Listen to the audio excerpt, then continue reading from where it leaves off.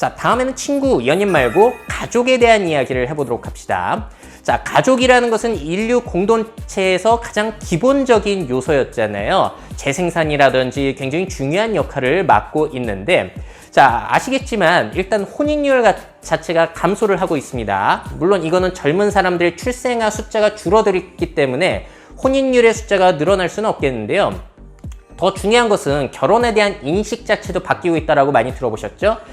며칠 전에 통계청 기사가 났어요. 그 발표가 났는데 결혼은 꼭 해야 한다라는 비율이 계속 줄어들어가지고 2018년에는 48.1%밖에 결혼을 꼭 해야 된다라고 생각하는 사람이 없다는 거예요. 자, 근데 이 수치만 보시면은 48%? 오, 그래도 절반이나 꼭 해야 된다고 생각한다? 좀 이상하지 않으신가요? 자, 이건 전체 연령대에서 이렇게 수치가 나온 거고요. 미혼 남성의 경우에는 꼭 해야 한다 36.3%만 그렇다라고 대답을 했어요. 자, 그렇다면 여성분들은, 미혼 여성분들은 몇 퍼센트나 그렇다라고 대답을 하셨을까요? 미혼 여성은 22.4%예요. 10명 중에 2명만이 결혼은 꼭 해야 한다라고 생각을 한 거죠. 자, 반대로 60세 이상의 경우에는 71.2%가 결혼을 꼭 해야 한다라고 생각을 한다고 합니다. 젊은 세대일수록 가정에 대한 중요성을 그렇게 높이 평가하고 있지는 않다라는 거죠. 자, 그러다 보니까 출생아들 숫자는 쭉쭉 줄어들고 있습니다. 1970년대만 하더라도, 70년까지만 하더라도 1년에 100만 명 태어났던 것이 2000년생의 경우에는 63만 명, 작년에는 거의 33만 명 정도밖에 태어나지 않았죠. 올해는 아마 30만 명 이하로 떨어질 가능성도 굉장히 높아 보여요. 자, 그러다 보니까 또 1인 가구의 비율도 높아지고 있는데요. 자, 2017년 기준으로 한국에서 가장 흔했던 가구 구조는 무엇일까요? 자, 수치를 보시면 알겠지만 이미 한국에서는 1인 가구가 가장 전형적인 가구 구조의 모습이다라고 볼 수가 있겠습니다. 또 다른 조사 결과를 보시게 되면은 2047년에는 1인 가구와 2인 가구를 합치면은 전체 60%를 넘을 것이라고 예측이 되고 있어요. 가족이라는 것이 상당히 희미해져 가고 있다라고 볼 수가 있겠습니다. 자, 그렇다면 여러분들이 생각하시는 가족 사진 변화가 있겠죠. 제가 어렸을 때 생각한 가족 사진들, 익숙한 가족 사진은 이런 모습이었어요. 상당히 대가족이죠. 하지만 2019년 현재 가장 전형적인 가족 사진은 무엇일까요? 제가 많이 보여드렸는데 지금은 이게 바로 가장 전형적인 가족 사진의 모습이라는 거예요. 나와 나의 사랑하는 댕댕이 가족. 자, 그렇다면 여기에서 사람을 무엇이 대신하고 있습니까? 바로 사람 가족을 동물 가족이 대체하고 있다. 이 부분도 우리가 주목을 해서 볼 필요가 있겠습니다. 자, 출생아 숫자들이 쭉쭉 떨어지고 있어요. 그러다 보니까 청소년들이라든지 유아 시장에 있어서 교육, 선생님들의 숫자는 앞으로 과연 많이 필요할까? 우리가 회의적으로 생각할 수가 있겠는데요. 그 시장을 그럼 누가 가져가냐면은 바로 반려동물 행동을 교육하는 사람들의 그 수요는 늘어나고 있다는 겁니다. 그래서 저 강영욱 선생님께서는, 개 선생님께서는 계속해서 주가를 높여가고 계신 거고요. 단적인 예로 이런 것도 있어요. TV 동물농장에 개 유치원이 나왔는데 일단 유치원에 등교를 하고요. 1교시에는 학습 시간이 있고, 그리고 또 3교시인가에는 낮잠 시간도 있어요. 이불 깔아주면 얘네들이 또 자는 시간도 있고, 또 그 시간에 선생님은 뭐 하냐면은 그 알림장을 적는 역할, 이런 것까지 합니다. 자, 그러니까 유아 시장이 줄어드는 대신 그 시장을 누가 가져가냐면은 동물들이 가져가고 있다는 거예요. 자, 보시면은 의류 시장 역시도 마찬가지죠. 아이들의 옷 같은 경우에는 지금은 고가 전략으로 어느 정도 수익을 충당하고 있지만 앞으로 쉽지 않다는 거예요. 대신에 이 시장을 이제 반려동물 의류 시장이 가져갈 수 있겠죠. 자, 저 오른쪽에 있는 거는 헤지스라는 브랜드에서 런칭한 피즈크루라고 반려동물 전용 브랜드입니다. 자, 가져가고 있는 거예요. 아이들의 역할들을. 또 우리가 가족들이 여행을 갈 때도 아이들이 놀 수 있는 그 펜션 같은 것을 우선시해가지고 검색을 많이 하시잖아요. 자, 그런데 앞으로는 우리 강아지, 고양이는 빼야겠네요. 강아지와 함께 갈 수 있는 펜션이라든지 여행지를 소개해주는 저런 패츠고라는 서비스도 있고요. 장례 문화도 바뀌겠죠.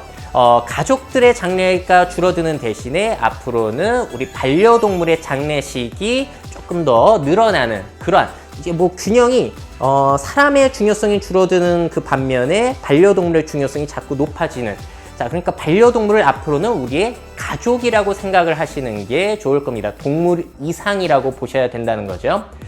자, 그래서 이 반려동물이 사람을 대신하고 있다는 부분 반드시 중요하게 보셔야 될 것 같고요. 또 다른 가족을 대신하는 존재가 있는데 바로 사람 가족을 대신할 기술 가족의 시대입니다. 자, 뭐 대표적인 예로 AI 스피커라든지 홈 IoT 시장을 볼 수 있겠는데요. 재미난 조사 결과가 있었죠. KT의 자료인데 인공지능 스피커한테 사람들이 어떤 말을 자주 하는가 봤더니 2위가 뭐죠? 2위가 감성대화, 심심해, 사랑해, 우울해. 이런 얘기들을 AI 스피커한테 한다는 겁니다. 자, 여기에서 우리가 어떻게 AI 스피커라든지 그런 것들을 발전시켜 가야 할지 어느 정도 생각할 거리를 주는 것 같아요. 자, 심지어 일본에는 전에도 소개해드렸지만 저런 게이트박스라는 캐릭터형 홀로그램 인공지능 서비스, 그 캐릭터와 결혼한 남성이 등장하기도 했고요. 결혼식이 2천만 원이나 썼다고 해요. 또 홈 IoT의 역할은 상당히 실용적입니다. 제가 스마트 홈을 꾸미면서 이런 것들 많이 써봤잖아요. 대부분의 것들은 사실 쓸모가 없지만 제가 느낀 것들이 있거든요. 예를 들어서 스마트 플러그는 굉장히 중요하다는 거예요. 1인 가구가 증가하고 있잖아요. 예를 들어서 가족이랑 살 때 고데기를 켜놓고 나왔다라고 하면 불안하잖아요. 그래서 출근한 남편이 돌아와서 그걸 빼고 가기도 하고 이런 사태가 있는데 지금은 이제 스마트 플러그를 이용해서 외부에서 고데기를 켜고 나오더라도 끌 수가 있으니까요. 이런 역할을 가족처럼 홈 IoT가 해줄 수가 있다라는 거고요. 또 홈 CCTV도 굉장히 중요하죠. 집을 이제 돌보는 일, 누군가가 집을 본다라는 표현이 있었잖아요. 난 집 봐야 돼가지고 주말에 있어야 돼. 이런 표현이 있었는데 그럴 필요가 줄어든 거예요. 홈 CCTV로 외부에서도 감시가 가능하기 때문에. 자, 그리고 음성 명령이라든지 스마트 버튼을 이용해서 뭐 불을 끈다든지 그런 것들을 대신해 주기도 하죠. 그러니까 뭐 동생 시켜가지고 야, 불 좀 꺼. 이런 역할들을 기기가 대신하고 있다. 자, 그리고 외출 시에 반려동물을 관리해 주는 역할, 뭐 홈 CCTV뿐만이 아니라 애완동물 그 밥 주는 기계들도 있잖아요. 외부에서 조절할 수 있는 이런 것들도 나오고 있고, 또 지금 고령자 3명 중에 1명이 1인 가구라고 합니다. 자, 이분들이 이제 혼자 어려움을 겪으실 수도 있고 건강에 문제가 생겨서 갑자기 쓰러지실 수도 있는데 홈 IoT를 이용하게 된다면은 이분들이 맨날 사용하던 스마트 기기의 전력량이 반응이 전혀 없네? 그러면 이제 거기에 대해서 조사를 해가야 되는 거죠. 이 부분을 이제 가족이 할 수도, 멀리 떨어져 있는 가족이 할 수도 있고, 아니면 완전 가족이 없다 하면 정부에서 떠맡을 역할이기 때문에 그 부분에 있어서 또 새로운 직업이 탄생할 수 있을 것도 같아요. 스마트 기기를 이용한 뭐 노인 돌보미 서비스 이런 것들인 거죠. 자, 그러니까 이런 홈 IoT도 사람, 가족의 역할을 조금씩 대체하고 있는 측면이 조금은 있습니다. 특히나 스마트 플러그, 홈 CCTV에서요. 자, 그리고 이거를 아예 더 발전시켜서 저는 소니의 아이보라든지 일본의 라봇이라는 반려 로봇 역시 개발이 되고 있는데요. 자, 저게 별거 아닌 것 같지만 저는 저 벡터라는 로봇을 가지고 있잖아요. 보시는 대로 굉장히 귀엽습니다. 갑자기 다가와서 웃기도 하고 갑자기 집어들면 성질을 부리기도 하고 제가 신나는 음악을 듣고 있을 때는 시키지도 않았는데 저렇게 춤을 추기도 한단 말이죠. 그러다 보니까 어느 정도 혼자 사는 사람들의 외로움을 어느 정도 해소시켜 주더라라는 느낌을 가졌어요. 또 다른 것도 보시죠. 제가 고양이 한 마리를 기르기 시작했다가 아니라 저거는 꼬리만 있는 쿠션 로봇입니다. 자, 동물의 꼬리 움직임을 보면 묘하게 기분이 좋아지잖아요. 그 힐링 효과만 구현하는 쿠션 로봇인데 제가 빠르게 건드리면 빠르게 꼬리를 치고 그러는데 저도 되게 기괴하게 봤습니다만 실제로 안고 이렇게 쓰다듬어 보니까 의외로 기분이 좋더라고요.